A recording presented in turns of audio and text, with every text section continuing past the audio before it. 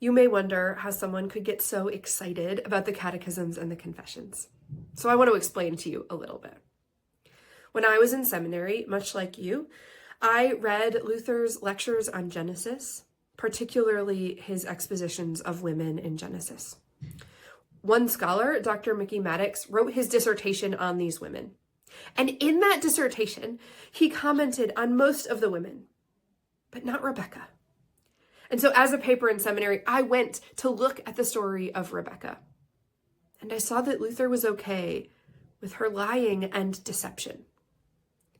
That encounter led me to a PhD program and a study of a very simple question. What does Luther have to say about lying? And that brought me back to the confessions and the catechism in particular, particularly the 8th commandment, thou shalt not bear false witness.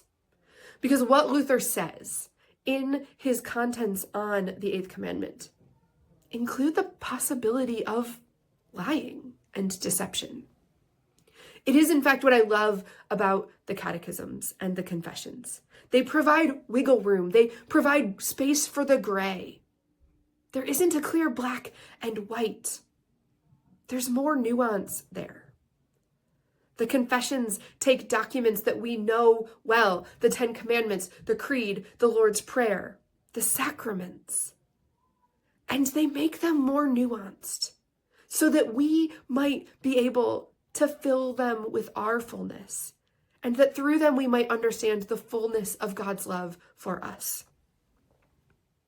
To say a little more, it has been an interesting project for me as I worked through my dissertation on Luther's deception, because Luther practices what he preaches.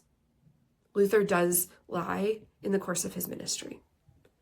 Luther does uphold the lying of those in Scripture as not sinful in some cases as a result.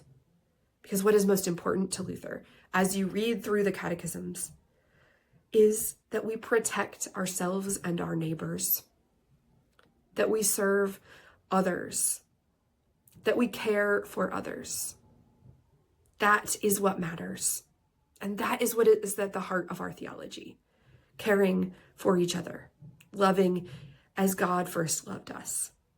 That is what the catechisms and the confessions help us do. And so I am excited about them.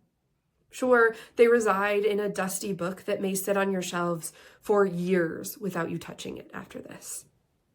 But when they come to life, they are at the very center of our Christian life together.